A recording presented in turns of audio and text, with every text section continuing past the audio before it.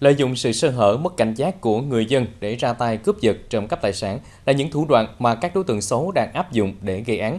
Hành vi của chúng ngày một táo bạo, gây án chỉ trong thời gian ngắn, khiến cho người dân hoang mang, lo lắng. Mới đây, một nghi can trộm cắp tại cửa hàng điện thoại ở Đồng Nai vừa bị công an giật ngã, khống chế nhanh gọn, dứt khoát khi đang đi bán tài sản. Trước đó, ngày 12 tháng 4, anh Nguyễn Xuân Trà, 35 tuổi, trú khu phố 4, thị trấn Trảng Bom, đến công an trình báo bị mất trộm 3 điện thoại di động, một máy tính bảng và giấy tờ tùy thân. Sau khi nhận tin báo, trích xuất camera xung quanh khu vực, cảnh sát xác định Nguyễn Văn Tý, 41 tuổi, ngụ huyện Trảng Bom là thủ phạm. Vào cuộc truy tìm, các trinh sát phát hiện nghi can đang có mặt tại một cửa hàng di động ở xã Quảng Tiến, đang tìm cách bán tang vật vụ trộm nên nhanh chóng tiếp cận, quật ngã, khống chế. Tại cơ quan điều tra, Tý khai nhận hành vi của mình, đồng thời dẫn cảnh sát đi thu hồi các tang vật giấu ở bụi cây bên đường.